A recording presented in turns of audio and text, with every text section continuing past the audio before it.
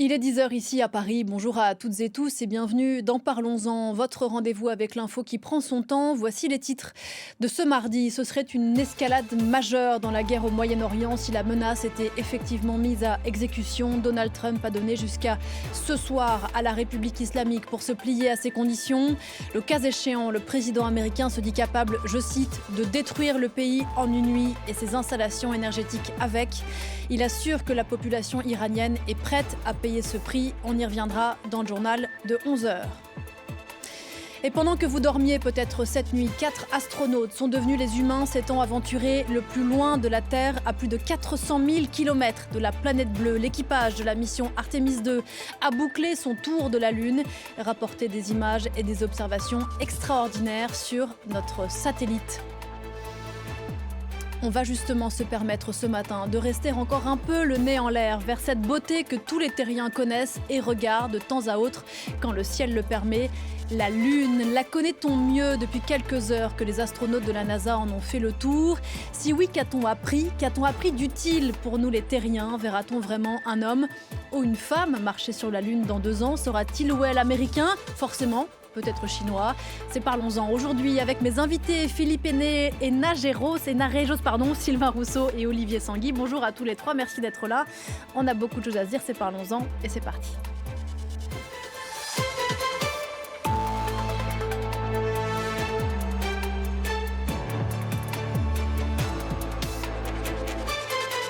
Bonjour Philippe Narejos et bienvenue sur ce plateau. Merci d'être là. Vous êtes rédacteur en chef de la revue bimestrielle Ciel et Espace qui consacre son numéro aux premières étoiles de l'univers. Merci beaucoup de participer à cette discussion. Sylvain Rousseau est avec nous aussi. Bonjour Sylvain. Vous êtes reporter ici à la rédaction de France 24, spécialiste des questions spatiales. Et nous sommes aussi avec Olivier Sanguy. Bonjour Olivier.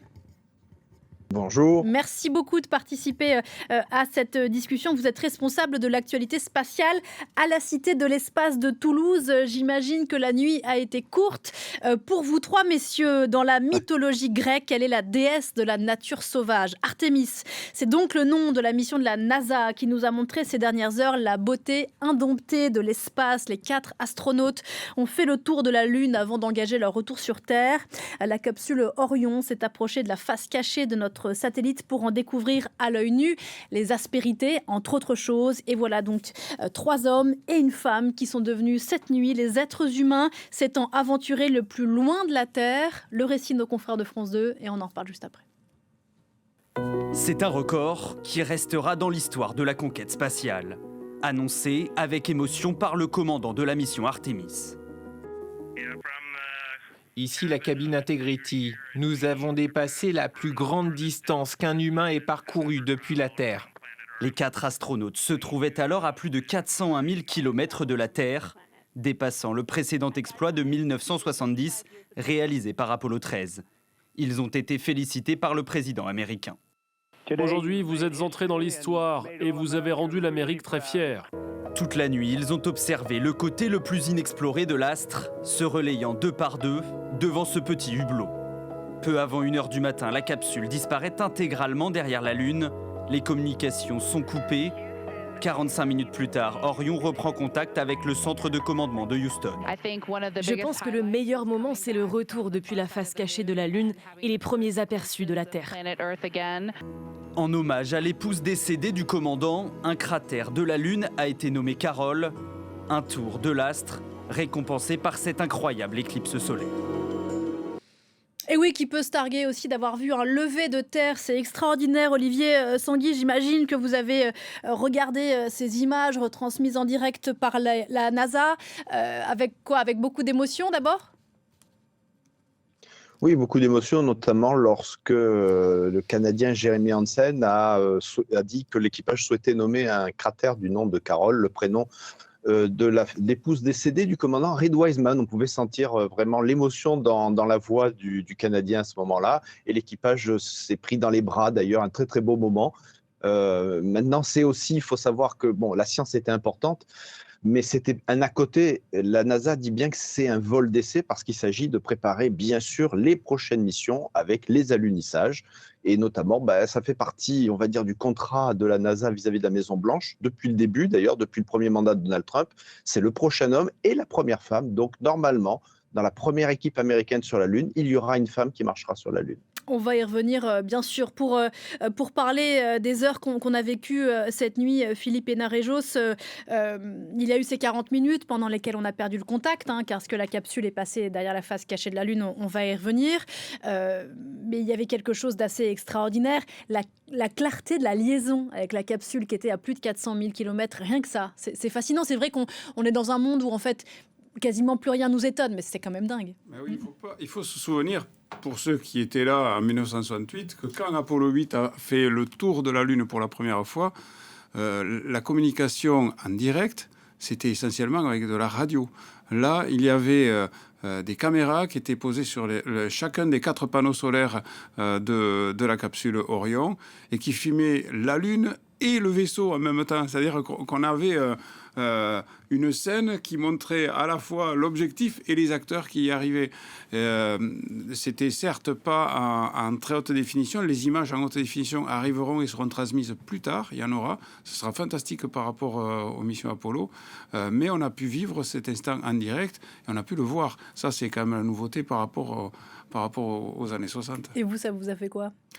Alors moi, ça m'a fait quelque chose d'étonnant parce que la nuit qui précédait, du 5 au 6, donc je couvrais ça aussi pour Ciel et Espace, et j'étais dans ma fenêtre, il était un peu plus tôt, et la Lune était en face de moi. Et pour la première fois de ma vie, j'étais très jeune en 1972 lors de la dernière mission, j'ai pas pu vivre cet instant.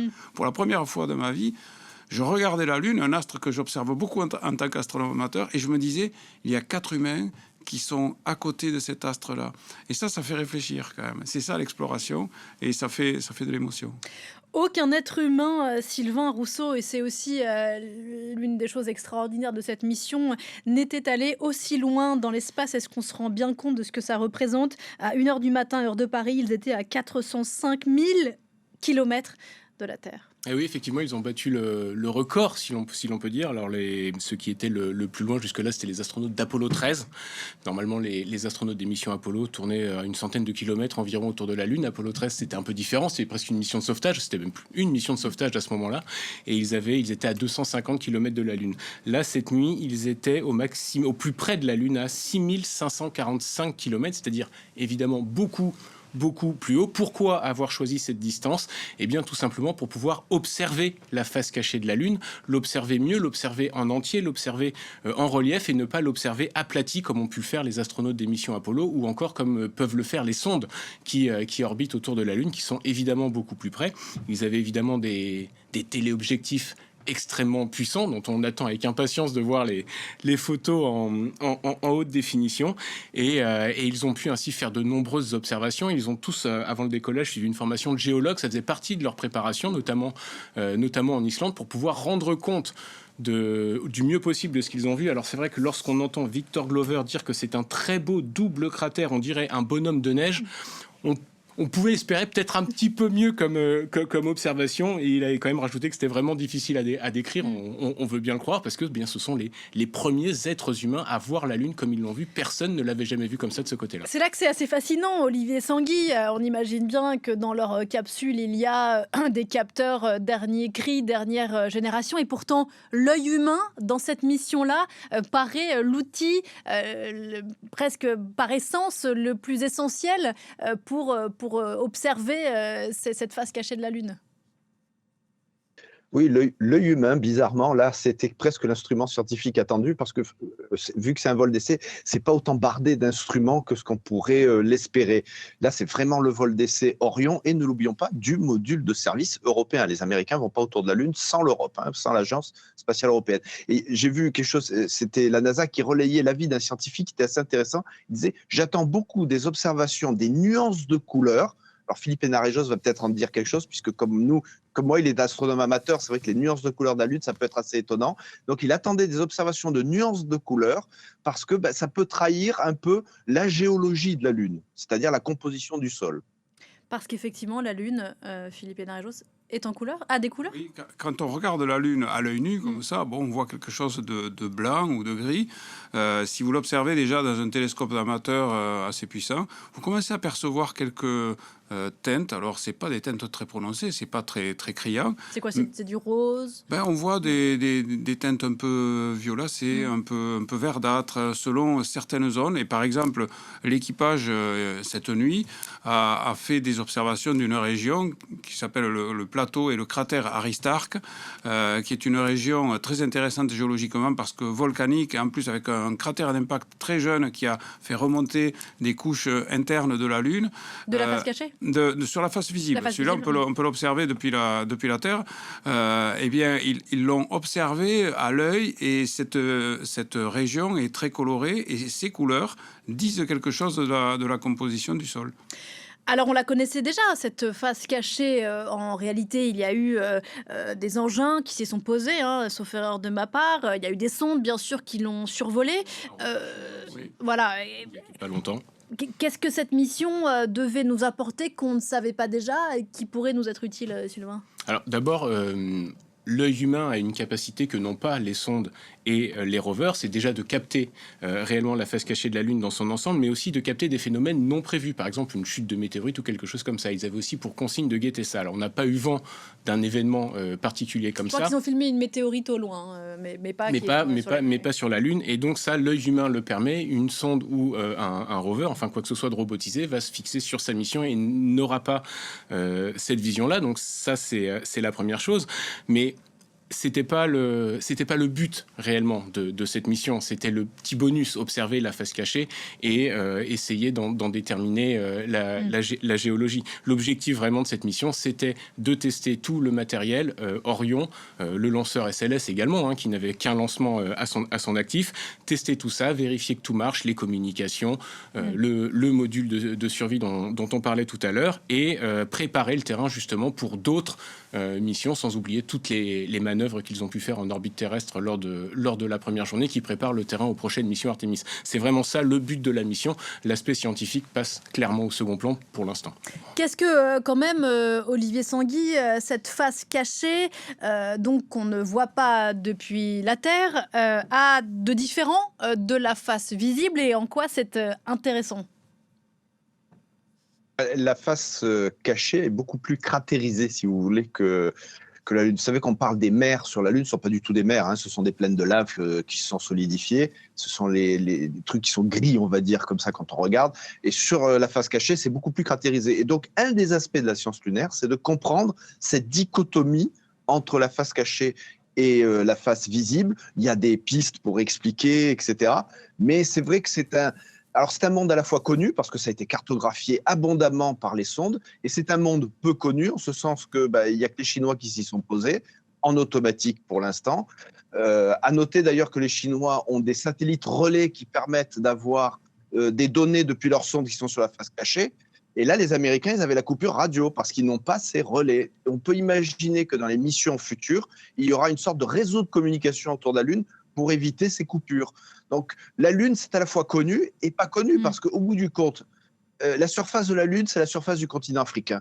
Personne ne prétendrait connaître le continent africain si 12 explorateurs avaient marché sur l'Afrique pendant quelques heures, on va dire. Donc voilà, donc ça reste un territoire quand même largement inconnu. Pourquoi, Philippe Hénarejos, la face cachée de la Lune n'est plus accidentée que sa face visible? Est-ce qu'on le sait, ça? C'est une question scientifique qui demeure encore sans réponse. On commence à avoir des débuts d'explication. On s'est dit que la Terre jouait peut-être un rôle dans cette histoire, mais c'est pas clair encore aujourd'hui. Donc, il y a par exemple sur la face cachée le plus gros bassin d'impact de la Lune, mais on ne le voit pas très bien parce que... qui a été provoqué C'est-à-dire par... c'est un immense cratère, mais on ne le voit pas très bien parce qu'il y a plein d'autres cratères qui se sont mis dessus. Sur la face visible, il y a aussi des cratères d'impact comme ça, très gros, mais eux, ils se sont remplis de lave. Les mers lunaires dont parlait Olivier Sanguy à l'instant font l'illusion qu'en fait on a une plaine lisse avec quelques petits cratères récents. Et donc cette différence d'épaisseur de la croûte, parce que ça a été mesuré entre la face cachée et la face visible, est encore un sujet scientifique. C'est pour ça qu'il est intéressant, comme l'a fait la Chine, d'envoyer des sondes se poser sur la face cachée et dans ce fameux bassin d'impact qu'on appelle South Pole Aitken. Et les Chinois en ont ramené quelques centaines de grammes qu'on peut étudier et pour essayer de justement résoudre la question que vous venez de me poser et dont personne pour l'instant n'a la réponse. Sachant que je crois que la face cachée n'a pas toujours été cachée dans des temps très lointains. Au début, quand la Lune s'est formée, la Lune tournait. Rappelez-nous comment la Lune s'est formée. La Lune s'est formée, et alors je n'étais pas là, mais c'était il y a 4 milliards et demi d'années environ. À la louche. À la louche, une planète de la taille de Mars est venue percuter la proto-Terre, l'embryon de Terre. Et les deux planètes ont fusionné. Mais dans l'affaire, il y a eu des morceaux qui ont été éjectés à la fois de ce corps qu'on a baptisé Theia et de la Terre. Donc ces corps, ces éjectats se sont agglomérés en orbite autour de la Terre pour former la Lune. Et ça, c'est un processus qui s'est formé a priori en très peu de temps, en quelques mois. La Lune s'est refroidie et puis c'est devenu un corps céleste qui tournait autour de la Terre et qui était plus proche de la Terre et qui avait une période de rotation sur elle-même qui était beaucoup plus courte. Et les lois de la mécanique céleste sont telles que quand deux corps comme ça sont proches l'un de l'autre, au bout d'un moment, ils ont tendance à se verrouiller l'un l'autre. C'est-à-dire que maintenant, la Lune... l'un sur le rythme de l'autre. Voilà, la Lune qui est plus petite que la Terre, c'est le quart de la Terre en diamètre, est déjà verrouillée sur la Terre, et la Terre ralentit toujours un peu pour un jour se mettre au diapason de la Lune, mais ce jour, en fait, on ne le verra pas parce que ça sera dans des milliards d'années, et puis d'ici là, il se passera d'autres choses. Sans doute. D'où la face cachée, Sylvain. J'ajoute que pour ceux qui se demandent à quoi ont servi les missions Apollo, notamment sur l'aspect scientifique, ça a servi à ça. C'est-à-dire à mesurer la distance précise de la Terre à la Lune en installant des miroirs et en analysant les roches lunaires qui ont été ramenées par les différentes missions Apollo. Ça a permis justement de découvrir avec certitude comment s'est formée la Lune, quand, la dater, etc. Donc pour ceux qui se demandent quel peut être l'aspect scientifique de la conquête spatiale, on en a une preuve éclatante là, puisque tout ça vient des missions Apollo. C'était la découverte de notre histoire, en fait. Quand on va sur la Lune, c'est l'histoire de la Terre qu'on découvre. Et oui, Olivier Sanguy, parce que effectivement, il y a les images, c'est magnifique, l'aventure humaine, on va y venir. Et puis, il faut forcément... D'ailleurs, c'est une vraie question. Faut-il forcément qu'il y ait un intérêt et une utilité mais en fait, en connaissant mieux la Lune, on se connaît mieux, nous, les terriens. Oui, exactement. D'ailleurs, c'est une question que nous posent souvent les visiteurs dans nos expositions sur le retour sur la Lune, c'est, au bout du compte, à quoi ça sert ? Alors, il y a l'aspect scientifique, on l'a dit, notamment votre collègue a rappelé l'apport des missions Apollo. Et en effet, comprendre la Lune, c'est comprendre la Terre. C'est pas intuitif, mais c'est vrai. Et c'est aussi comprendre l'histoire du système solaire, parce que la Lune, c'est un peu le témoin, notamment du bombardement météoritique qu'il y a eu au début du système solaire. Ça s'est calmé fort heureusement pour nous aujourd'hui. Mais la Lune garde les traces de cette époque-là, parce que il n'y a pas de tectonique des plaques, c'est-à-dire la géologie bouge plus quasiment sur la Lune. Donc il y a cet intérêt-là, et après il y a un intérêt technologique. Ça pousse les technologies. Je dis pas qu'on forcément en découvre de nouvelles, mais on les pousse à leur extrême. Et c'est ça qu'apporte la Lune. Et à très long terme, en tout cas c'est ce que dit la NASA, aller sur la Lune, ça permet de préparer Mars. Parce que Mars, c'est vraiment un bond encore plus fort. La Lune, c'est 400 000 km. Mars, c'est un voyage de 400 millions de kilomètres. Donc voilà. Donc la Lune comme préparation du futur de l'exploration spatiale. On est certain, pardon peut-être pour l'insanité de ma question, Philippe Hénarejos, qu'il n'y a aucune forme de vie sur la Lune, de quelque forme que ce soit. À ce stade, on en est certain. Les astronautes des missions Apollo avaient ramené des échantillons qu'ils avaient encapsulés sous vide. À l'époque, il avait un protocole quand ils revenaient, ceux qui avaient marché sur la Lune. Sur les premières missions, il y avait un protocole où ils devaient rester avec des masques en quarantaine pour être sûr de ne pas avoir ramené des germes de la Lune. Effectivement, la Lune, c'est un corps sans atmosphère qui est exposé au rayonnement de l'univers et du Soleil. Donc, c'est le dernier endroit où on pense trouver de la vie. Et pour l'instant, en tout cas, tout ce qui a été ramené de la Lune le confirme. Bon. Donc, jusqu'à preuve du contraire. Les seules bactéries qu'il y aura, c'est tous les déchets qu'ont laissé les astronautes sur la Lune. Voilà. Je voudrais qu'on s'arrête un peu sur cette question un peu philosophique, peut-être que je vous posais à l'instant, Olivier Sanguy, mais je vais vous la poser, Philippe Hénarejos. Faut-il forcément que l'exploration spatiale serve à quelque chose ? Mais elle sert à une chose, c'est à développer notre connaissance, et elle sert aussi à connaître la Terre. Vous savez, la mission de cette nuit qu'on a vécue, c'était pas une mission scientifique, c'était une mission d'essai, comme on l'a dit ici. Malgré tout, il y a une image qui a marqué tout le monde, c'est de voir ce croissant de Terre disparaître derrière le croissant de Lune. Et sur cette image, si on y réfléchit bien, qui était prise par une caméra à l'extérieur du vaisseau, on voyait toute l'humanité. Nous étions tous sur la photo. Il y avait tous les gens, les milliards de personnes qui sont sur Terre, on les voyait tous. Et puis, on voyait les 4 d'Artémis II, puisqu'on voyait leur vaisseau aussi. Et tout ça nous rappelle que la Terre est un petit monde coloré, perdu dans le noir de l'espace. Et quand on voit la Lune au premier plan, on voit un astre complètement désolé, bombardé, inhospitalier, hostile même. Et tout ça, c'est le résultat de l'exploration. On va sur la Lune et on prend conscience que l'explorer, c'est aller voir et c'est revenir et prendre conscience de la chance que nous avons d'être sur Terre. Sylvain ? Il y a une autre chose que je voulais rajouter aussi par rapport à ça, c'est que ça a aussi une véritable influence sur notre perception des choses à nous sur Terre et sur la façon dont on voit notre planète. Les 2 photos iconiques du programme Apollo, c'était le lever de terre d'Apollo 8 en 1968. Jour de Noël, je crois. Hein. Voilà. Ouais. Et Hello World d'Apollo 17, où c'est la première fois qu'on voyait la Terre en entier. Apollo 17, c'était la dernière mission lunaire, c'était en 1972. C'est la première fois qu'on voyait la Terre en entier. En entier, oui, absolument. Et c'est aussi à ce moment-là que l'être humain se rend compte de ce qu'est sa planète, se rend compte de la fragilité de sa planète. Et c'est à partir de ces photos-là, à partir du moment où on se rend compte de ça, qu'on prend aussi conscience qu'il faut la protéger, qu'on commence à parler de réchauffement climatique, qu'on commence à parler de trous dans la couche d'ozone, de tout ça, parce que ces photos-là, qui en plus, ensuite il va y avoir le télescope Hubble, il va y avoir plein de choses qui vont attirer notre attention là-dessus, et toutes ces photos-là font rentrer dans la tête des gens, dans la conscience des gens, la fragilité de notre planète et la nécessité de la protéger. Donc ça a aussi cette influence-là. Ça me fait penser, Olivier Sanguy, je crois que c'est Victor Glover qui l'a dit depuis la capsule, je crois que c'était en fin de semaine dernière. C'est vrai que ces astronautes de la NASA, ils sont sans doute formés à la communication et on imagine bien que tout ne leur vient pas comme ça. Ils avaient sans doute réfléchi à ce qu'ils allaient dire. Il a eu ces mots en disant « Maintenant que je suis là, ce que j'ai envie de dire, alors teinté de références bibliques, il a dit nous ne sommes qu'un. Vu d'ici, je me rends bien compte à quel point nous ne sommes qu'un. Et c'est vrai que ce sont des mots, alors ça va un peu à contresens de l'actualité sur Terre, qui est très guerrière ces derniers jours. Mais ce sont des mots qu'on entend peu et à la fois qui sont extraordinairement forts, surtout de là où ils sont dits.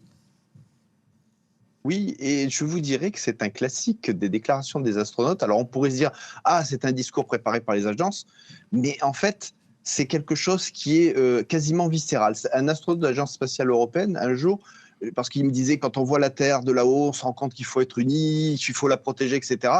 Et j'avoue, je lui dis, oui, mais enfin, c'est pas un peu un blabla préparé? Et il me dit, non, parce que quand on voit la Terre comme ça, et lui, il était que sur orbite terrestre, il me dit, c'est pas dans le cerveau que ça se passe dans les tripes. Et en fait, c'est quelque chose qui prend tous les gens qui vont là-haut, c'est-à-dire qu'on prend la conscience qu'en fait, la Terre est un vaisseau spatial et que si on ne prend pas soin de son vaisseau spatial, et les astronautes savent ce que c'est que prendre soin de leur vaisseau spatial, eh bien, finalement, les chances de survie sont égales à 0. Voilà, donc, on appelle ça l'overview effect et quasiment tous les astronautes le subissent quelque part. Et d'ailleurs, ça résonne, Philippe Hénarejos, avec l'état de l'humanité et la fragilité des liens qui sont les nôtres aujourd'hui. Cette aventure-là, comme les missions Apollo, c'est une aventure humaine. L'équipe qui est en ce moment dans la capsule, donc 3 Américains, 1 Canadien, ça fait des années qu'ils se connaissent. Tout à l'heure, Olivier Sanguy rappelait, et c'est assez bouleversant que de le voir d'ici, quand à 400 000 km, le commandant propose de baptiser l'un des cratères de la Lune du nom du prénom de sa femme qui est décédée d'un cancer en 2020. Ils se mettent tous à pleurer alors qu'ils sont à un moment quand même de leur carrière extraordinairement important. C'est peut-être un peu gnangnan que de le dire comme ça, mais c'est vrai que ça dit quelque chose de l'humanité. Oui, ça dit quelque chose, mais regardez, moi je vois un parallèle entre cette mission et la mission Apollo 8 en 1968. En 1968, il y avait la guerre du Vietnam qui faisait rage, c'était une très mauvaise année, il y avait des émeutes aux États-Unis, et vous savez, après que les astronautes aient pris cette photo du lever de terre, la première, et qu'elle a été publiée dans tous les magazines, il y a un télégramme qui est arrivé à la NASA à l'adresse du commandant Frank Borman, et ce télégramme, il était en quelques mots, il disait « Vous avez sauvé 1968 ». Et finalement, il y a un parallèle aujourd'hui parce qu'on voit avec cette guerre stupide, il faut bien le dire, du côté du Golfe Persique, eh bien, ça nous fait de nouveau une photo qui nous montre à quel point tout ça est quand même un peu futile, vu que, comme l'a dit Olivier Sanguy, et comme l'a dit avant lui Neil Armstrong, c'était pas n'importe qui, un mois avant qu'il parte sur la Lune, il disait « On est tous sur un vaisseau spatial. La Terre, c'est un vaisseau spatial, on n'est pas à l'intérieur, on est à l'extérieur, on est à sa surface, et on est protégé par quoi ? Par 40 km d'atmosphère. » Ça, c'est Neil Armstrong qui le disait un mois avant de partir sur la Lune, quand on lui demandait pour lui qu'est-ce que ça signifiait d'aller là-bas. Et il disait cette fine couche protectrice, quand vous êtes sur la Lune, puisque quelques collègues à lui étaient déjà allés autour de la Lune, cette couche protectrice de là-bas, elle est tellement fine qu'on ne la voit pas. Et donc, elle n'est pas infinie. On est très nombreux. La Terre n'est pas infinie. Quand vous êtes sur la Lune, vous mettez le pouce comme ça devant vous et vous masquez la Terre. Et tout ça, c'est quelque chose dont il faut prendre soin. Et c'est Neil Armstrong qui le disait. Et Artemis 2, comme Apollo 8 en 1968, j'espère que ça sauve un peu l'année 2026. On va sauver 2026. C'est pour ça que ces photos sont importantes. Oui, ces photos sont importantes. D'ailleurs, oui, vous l'avez dit, c'est vrai que les néophytes comme moi peuvent être un peu frustrés de ce que, pour l'instant, on n'a pas eu tant d'images que ça, mais il faut un petit moment, c'est ça, pour les traiter, pour qu'elles nous parviennent en très haute définition, superbes, telles qu'elles ont été prises par la capsule. Les qualités des communications ont énormément évolué, mais il faut quand même un peu de temps pour transmettre. Quand même 400 000 km. Voilà, faut quand même un petit peu de temps pour transmettre des données, des données aussi conséquentes. Tout ça sera évidemment traité quand ils rentreront. Les fichiers sont très lourds aujourd'hui. En plus, donc il y a plus de bandes passantes qu'à l'époque, mais il y a aussi plus de données à transmettre. Donc il faut attendre un moment de calme. Pour revenir, Olivier Sanguy, donc vous l'avez dit tous les trois, cette mission Artemis 2, c'était une mission test, une mission qui fait le lien avec les autres missions Artemis qui auront lieu par la suite. On rappelle que l'ambition de la NASA à ce stade, c'est donc qu'un homme ou qu'une femme, puisque Artemis, me semble-t-il, a été baptisé ainsi pour précisément préparer les premiers pas d'une femme sur la Lune. Est-ce qu'à ce stade, et avec la façon dont se passe la mission Artemis 2, on peut considérer que le calendrier pour 2028 sera tenu ? Je vois Sylvain, mais non. On fait tous le tour de la tête. J'allais faire la même chose. Voilà. Donc non, ce ne sera pas en 2028. Non, voilà. Expliquez-nous pourquoi. 2028, non. Alors, disons, non. Alors, la chose la plus sûre, c'est qu'Artemis, c'est la sœur d'Apollon. Donc, la sœur d'Apollo, c'est pour ça. C'était le symbole féminin. Ça, c'est sûr, il y aura une femme dans l'équipage qui se pose sur la Lune, normalement. Ce qu'il y a, le problème, c'est que la capsule Orion, on va dire check, validé. Enfin, il faut attendre le retour, bien sauf entendu. Les toilettes, le module de sauf service les toilettes. européen, ça fonctionne. Le bouclier oui, mais ça c'est assez classique, mais ils ont réparé. Okay. Dans l'ISS aussi, voilà, dans l'ISS aussi, ils ont des soucis avec ça. Bon. C'est compliqué, toi, dans l'espace, il faut aspirer. Hein. Je ne vais pas vous faire un dessin, on est dans la pesanteur. Hein, voilà, ça tombe pas naturellement. Bref. Ok. Le SLS, ok. Le problème, c'est l'atterrisseur lunaire. L'atterrisseur lunaire a été confié via un contrat commercial, c'est la nouvelle façon de fonctionner de la NASA, à SpaceX. Donc, c'est une version spéciale du Starship qui, pour l'instant, n'a pas encore fait d'orbite autour de la Terre, et à Blue Origin, la firme de Jeff Bezos. Est-ce que cet atterrisseur peut être prêt pour l'année prochaine pour faire un test autour de la Terre et l'année d'après 2028 pour se poser? Pour l'instant, c'est absolument pas gagné. Ceux qui sont sur leur programme, en revanche, c'est la Chine. Et on pense qu'ils vont se poser en 2029. Ils ont un programme plus simple, un peu style Apollo. Pourquoi 2029? Parce que ça va être les 80 ans de la République populaire de Chine. Les États-Unis ont une course avec la Chine. Plusieurs politiciens l'ont dit, puisqu'il y a des politiciens, notamment républicains, qui disent c'est inacceptable que la Chine soit sur la Lune avant que l'Amérique y retourne. OK. Mais la Chine, eux, en fait, l'agenda américain, eux, ils font leur truc quelque part. Et que les Américains soient avant ou après, ce sera un bonus s'ils sont avant, mais pas plus. Eux, ils ne font pas la course. Ce sont les États-Unis qui se sont fixés une course. Philippe Darejos, pour que tout le monde comprenne bien, il faut donc quitter la Terre, envoyer une fusée pour qu'elle se place en orbite autour de la Lune. Bon, déjà, c'est une difficulté, mais visiblement, on y arrive, c'est ce que montre Artemis 2. La difficulté réside en faire sortir les astronautes de la fusée qui est autour de la Lune et de les faire descendre sur la Lune avec une sorte d'ascenseur. Absolument. Alors, pourquoi est-ce qu'on y arrivait Et remonter. Et pourquoi est-ce qu'on y arrivait à la fin des années 60 et qu'on n'y arriverait plus pourquoi ce serait plus compliqué en 2026 qu'en 1968? Là, c'est une question de financement. Dans les années 60, il y a eu une véritable économie de guerre qui a été mise en place aux États-Unis pour le programme Apollo, encore une fois pour battre un ennemi géopolitique qui était la Russie soviétique à l'époque. Donc, la main-d'œuvre, les ingénieurs, la technologie, les tests, tout ça se menait tous les jours, y compris le week-end, à un rythme effréné. 4% du budget fédéral était englouti 4% du budget fédéral au début des années 60 dans le programme Apollo. Donc, je peux vous dire que c'est allé à marche forcée. Là, on est sur un financement qui est de l'ordre du 10e de cela. C'est pour ça que le rythme du programme Artemis est nettement plus espacé que celui d'Apollo.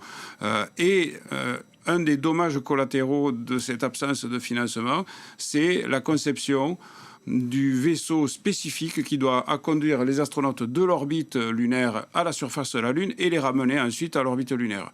Donc ça a été confié, comme Olivier Sanguy l'a dit, à SpaceX, sauf que il faut des milliards sur la table. Là, ils les ont pas, SpaceX, ils les ont pas les milliards. La NASA a passé un contrat de quelques centaines de millions pour ça, sur quelques années, parce que c'était le budget que le Congrès lui avait alloué, que la NASA s'est dit incompétente pour pouvoir fabriquer un Human Landing System, c'est le nouveau nom du module lunaire dans ces conditions-là. Et SpaceX a dit « Ok, je relève le défi ». Sauf que pour l'instant, on ne voit rien. Alors, il y a une culture du secret quand même dans les entreprises spatiales privées. On n'a pas vu le début d'un petit morceau de vaisseau. Et vous voyez, l'agenda qui a été donné par Jared Isaacman, le nouvel administrateur de la NASA, c'est un vol Artemis 3 autour de la Terre mi-2027 avec un rendez-vous et des manœuvres avec le Human Landing System de SpaceX qui n'a pour l'instant fait aucun test sur la Terre, en tout cas on ne les a pas vus, qui n'a évidemment pas atteint l'orbite terrestre. Et donc il va falloir imaginer que ce vaisseau, il va falloir y mettre des humains dedans, il faut qu'il soit quand même fiable, qu'il fasse des manœuvres.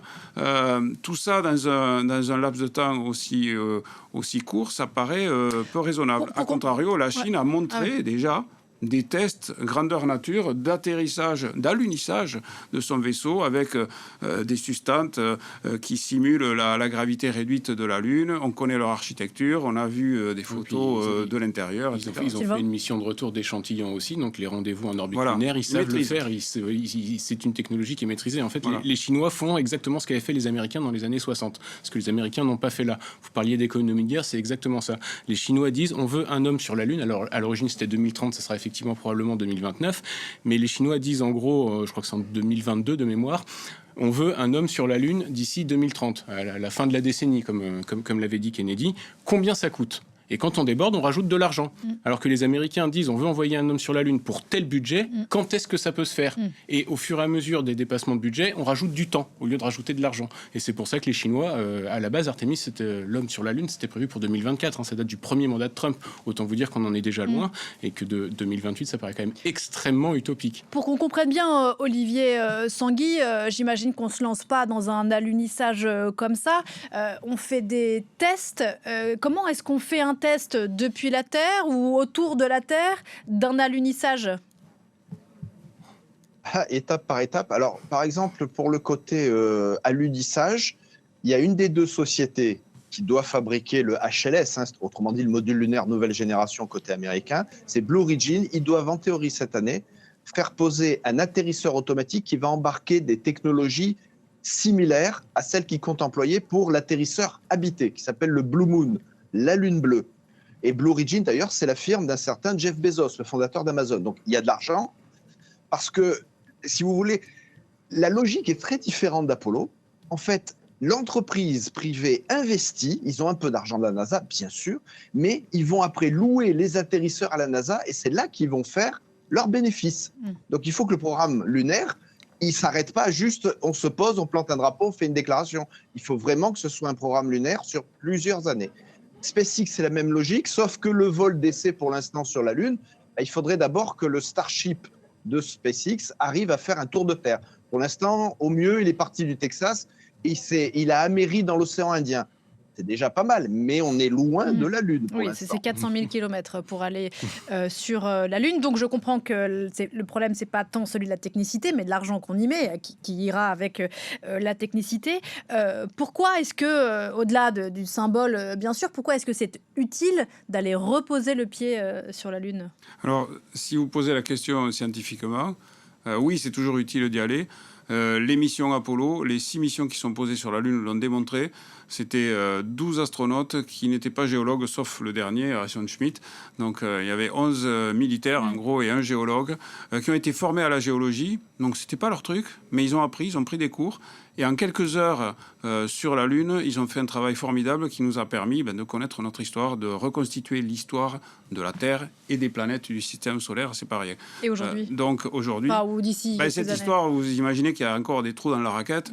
On s'est posé qu'en quelques endroits sur la Lune est vraiment un enregistreur de ce qui s'est passé parce que les impacts s'empilent les uns sur les autres.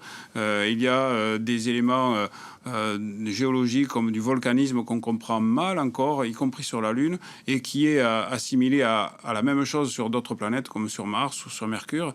Donc aller sur la Lune scientifiquement, oui, de toute façon, c'est intéressant. Pourquoi avec des humains? Parce qu'on peut se dire, après tout, on peut envoyer des robots, parce que les humains, ils travaillent très vite, ils sont très malins, ils réparent quand ça marche pas, et les missions Apollo l'ont démontré, en tout cas. On va très vite. Alors, on est peut-être... on n'a pas besoin d'être pressé en science, mais quand même, on aime bien avoir les résultats assez rapidement. Et puis les humains peuvent prendre plus d'initiatives, et puis ils peuvent se projeter plus loin du vaisseau. Un rover, par essence, va rester à proximité de l'endroit où il atterrit, il se déplace extrêmement lentement, alors qu'un humain, on l'avait vu en plus avec les dernières missions Apollo, où ils avaient une voiture, petit buggy lunaire, ils peuvent aller évidemment beaucoup plus loin et ramasser beaucoup plus de choses. Et est-ce que pour aller sur Mars, si on prend un horizon très lointain, on a forcément besoin d'avoir un point de relais sur la Lune? Alors, ouais. Forcément besoin, si on écoute justement Elon Musk avec son architecture qui tournerait autour de sa fusée géante du Starship, non, lui, il propose d'y aller directement depuis la Terre. Sauf que pour l'instant, de toute façon, ça vole pas, donc la question ne se pose pas. En revanche, là où c'était utile, c'est lorsqu'il y avait encore, c'était encore le cas il y a 15 jours, le projet de station orbitale lunaire. Qui là aurait effectivement pu servir de point d'appui. Vous amarrez le vaisseau, vous refaites le plein, vous repartez sur Mars en utilisant beaucoup moins d'énergie puisque vous n'avez pas besoin de vous arracher à l'attraction terrestre. Et ça s'est abandonné? Cette station orbitale a été abandonnée parce que justement pour arriver avant les Chinois, Jared Isaacman a refondé tout le programme Artemis, d'où Artemis 3 et Artemis 4, parce que normalement les astronautes qui devaient marcher sur la Lune c'était Artemis 3, il a rajouté un vol et il propose de s'installer directement sur la Lune. En fait, ce qui change aussi dans ces missions-là, c'est qu'on ne va pas se poser comme les missions Apollo, presque au centre de la Lune, parce que c'est plus simple à cet endroit-là. On va essayer de se poser au pôle sud. Pourquoi? Parce qu'on sait qu'il y a de l'eau sous forme de glace, on ne sait pas encore en quelle quantité, on ne sait pas si elle est exploitable, mais justement pour ça, il faut explorer. On sait aussi qu'il y a des minerais, il y a des terres rares, il y a de l'hélium 3, il y a tout un tas de choses. On ne sait pas exactement en quelle quantité, on ne sait pas s'ils sont exploitables ou pas, s'il peut y avoir une sorte d'exploitation commerciale de la Lune, mais tout ça, à plus long terme, évidemment, ça va aussi servir à ça. Et s'il y a de l'eau réellement accessible sous forme de glace au pôle sud lunaire, alors on peut la travailler pour remplir des fusées et repartir de la Lune vers Mars sans avoir le besoin de s'arracher à la gravité terrestre qui est beaucoup plus importante et beaucoup plus énergivore. Olivier Sanqui, on n'ira pas sur Mars si on ne parvient pas à s'arrêter sur la Lune? Disons, c'est le plan NASA, c'est Moon to Mars, la Lune pour Mars, parce qu'en fait, surtout sur la Lune, alors l'histoire de repartir de la Lune pour aller sur Mars, bon, il y a des scénarios, ça se discute, on va dire. Mais en revanche, sur la Lune, on va tester les technologies qui vont permettre d'aller sur Mars, notamment l'exploitation des ressources locales, c'est qui pourrait complètement changer le spatial. En gros, Apollo, on partait avec le carburant pour y aller, le carburant pour venir, tout ce qu'il fallait. La logique, ce serait, si sur la Lune, il y a de la glace d'eau, comme ça a été dit, Vous avez de l'hydrogène, de l'oxygène, ça se boit, ça se respire. Beaucoup d'études avant que des astronautes respirent l'oxygène lunaire et boivent l'eau lunaire, bien sûr. Mais vous avez de toute façon de l'oxygène et de l'hydrogène, et ça, c'est du carburant fusée. Donc peut-être qu'on fera le plein des atterrisseurs lunaires sur place. On verra. Et la chose importante, c'est la mobilité aussi. Développer la mobilité. À la Cité de l'Espace, on a reçu une maquette taille 1 d'un rover lunaire de la société Venturi. Et c'est très important. Parce que vous savez, pour se poser, qu'est-ce qu'on veut ? On veut un terrain plat, avec le maximum de sécurité. Mais les scientifiques, ils veulent quoi ? Ils veulent des crevasses, des cailloux, des montagnes, tout ce qu'on déteste pour se poser. Et donc cette mobilité, une fois posée, va devenir importante pour de la science ou de cette... Malheureusement, la liaison est moins bonne avec Toulouse qu'avec la capsule Orion. Vous entendez pas très bien en fin de phrase, Olivier Sanguy. Mais une fois qu'on a fait la Terre, la Lune, 400 000 km, la distance entre la Lune et Mars reste quand même immense. Donc, est-ce qu'on gagne vraiment beaucoup sur le trajet ? Ce qu'on gagne, c'est surtout de l'expérience en fait, sur la Lune. C'est-à-dire qu'avant de se lancer dans un voyage vers Mars, où là, on ne va pas bivouaquer sur Mars. Si on envoie des humains, ils ne vont pas rester 3 jours ou même une semaine sur place, puisque le voyage, c'est 6 mois pour y aller, 6 mois pour revenir. Donc, pour rentabiliser tout ça, et puis à cause de la mécanique céleste, parce que les 2 planètes bougent sur leur orbite pendant tout ce temps, on est en fait obligé d'y rester 1 an pratiquement. Donc il faut apprendre à vivre sur un autre monde. Et la Lune, elle a cette chance extraordinaire d'être à 380 000 km, c'est-à-dire 4 jours de voyage. Ça fait un bon terrain d'entraînement où on apprend à développer une base sur une autre planète. C'est ce qu'il faudra pour Mars. Alors c'est dans un futur beaucoup plus lointain parce que je ne vous raconte pas les problèmes supplémentaires qu'il y a pour aller sur Mars. J'ai parlé du temps de trajet. Ça, c'est un véritable problème parce que les astronautes, pendant tout ce temps, hors du champ magnétique de la Terre, ne sont pas protégés des rayonnements cosmiques qui sont extrêmement nocifs et des éruptions solaires qui peuvent être encore plus nocives. Donc tout ça, il y a des côtés technologiques qu'il faut emporter. On saurait avoir une liaison avec une capsule qui irait vers Mars. On saurait leur parler jusqu'à Mars. Ça oui, mais par exemple, vous auriez un délai. Vous auriez un délai de 20 minutes. Vous dites hello, à la vitesse de la lumière, ça prend un quart d'heure. Et puis après, pour qu'ils vous répondent, donc il faut qu'ils soient en autonomie. Il faut apprendre à être en autonomie. Donc ça s'apprend. Ça se travaille. Et c'est pas irréaliste à ce stade. C'est pas irréaliste, mais on en est loin encore. Et la Lune, c'est à peu de frais, finalement, un bon terrain d'entraînement. L'autre question, pour compléter la question précédente, pourquoi on va sur la Lune, il y a quand même toujours et encore un aspect géopolitique mis en avant par les États-Unis, battre la Chine, comme à l'époque battre l'Union soviétique. Mais j'ajoute qu'aux États-Unis, c'est aussi un intérêt politique interne, c'est-à-dire qu'en désignant un ennemi commun, ça fait unité quand même. Il y a besoin d'unité dans un État fédéral où les États ont tendance à vouloir avoir leur autonomie par rapport à Washington. C'était ce qu'expliquait Neil Armstrong justement à l'époque. Il y a 4 impératifs en fait pour les 4 raisons pour lesquelles les Américains sont allés sur la Lune dans les années 60. La première, c'était un budget, on en a parlé tout à l'heure, un soutien de l'opinion publique, une volonté politique aussi interne, et quand on connaît les alternances aux États-Unis, il faut qu'elles soient transpartisanes. Et là, c'est vrai que c'est la première fois qu'elle est transpartisane, puisque c'est la première fois qu'un président démocrate, donc Joe Biden en l'occurrence, entre les 2 mandats de Trump, n'a pas touché au programme révélé par Donald Trump le mandat précédent. Et il faut un ennemi. Et c'est vrai que là, on a l'impression que pour la première fois, même s'il peut y avoir débat sur l'opinion publique, et sur le budget qui est revu à la baisse, mais qui est quand même là. Mais c'est la première fois que ces 4 facteurs sont à nouveau plus ou moins réunis, et ce qui permet aussi d'envisager un retour sur la Lune. Elle appartient à qui, la Lune, aujourd'hui, Olivier Sanguy ? Eh bien, j'espère que la liaison est meilleure. Oui, on vous entend la bien. Lune, en théorie... À tout le monde. La Lune, en théorie, elle appartient à personne et à tout le monde. C'est-à-dire, en gros, c'est comme les eaux internationales. Il y a un traité qui a été signé, notamment par les États-Unis et l'Union soviétique à l'époque, qui fait qu'un État ne peut pas s'approprier la Lune. C'est-à-dire, vous allez sur la Lune, vous plantez un drapeau, c'est pas comme avant, vous pouvez pas dire elle m'appartient. Non. Donc la Lune est un peu, vous savez, c'est comme une plage. La plage en France, c'est le domaine public. Vous arrivez, il y a un bon spot, vous mettez un parasol, normalement personne va vous dégager là, si les gens sont polis. Et c'est là qu'il y a un petit enjeu dans la Lune, c'est que les endroits scientifiquement intéressants à côté desquels on peut se poser en toute sécurité, il y en a pas tant que ça. Donc le premier arrivé, premier servi. on n'est pas propriétaire, mais le premier qui est arrivé, c'est lui qui a les meilleures places. La guerre des parasols, bientôt sur vos écrans, sur le sol lunaire. On arrive au terme de cette émission. Pour revenir à Artemis 2, alors ils ont fait quelque chose d'incroyable cette nuit. Pour autant, leur mission n'est pas finie. 4 jours pour faire 400 000 km, un peu moins maintenant parce qu'ils ont quand même avancé. Bon, c'est à la fois beaucoup et peu. Ils vont à plusieurs dizaines de milliers de kilomètres. Alors bien sûr, ça va décroissant.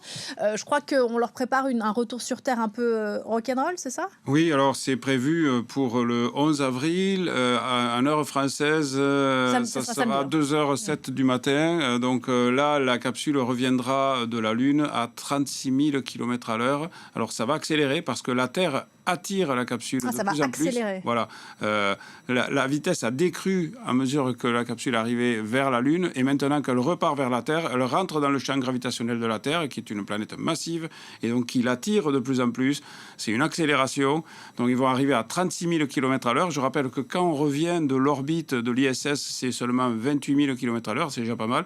Ça veut dire que le bouclier thermique qui va protéger les astronautes dans la rentrée atmosphérique et qui va les protéger de l'échauffement dû à l'atmosphère doit résister. Normalement, il l'a déjà fait pour Artemis 1. Il y a eu quelques petits soucis. Donc, on a revu le design de la trajectoire pour faire normalement, une espèce de rebond. Hyper assurant, ouais. Normalement, ça doit marcher. Bon, ça va secouer un peu. Ce sera le dernier test de la capsule C'est Orion. le vrai test de... Parce qu'effectivement, il y avait eu des problèmes sur le vol d'essai, mais ils n'avaient pas le temps de changer le bouclier. Donc, ils ont changé en fait l'angle d'approche dans l'atmosphère pour essayer de diminuer. Bon, ça va secouer, mais donc, effectivement, ça sera vraiment le dernier test qui validera définitivement la capsule Orion. À suivre ce week-end, bien sûr. Merci infiniment à tous les trois d'être venus sur ce plateau ce matin. Philippe et Ena Régeau-Sonvouli, donc dans la revue Ciel et Espace consacrée aux nouvelles étoiles pour ce dernier numéro. Merci beaucoup Olivier Sanguy d'être resté avec nous depuis la Cité de l'Espace de Toulouse, que j'invite tous les gens qui nous regardent à visiter. Il y a des choses merveilleuses à y découvrir. Sylvain Rousseau, merci beaucoup.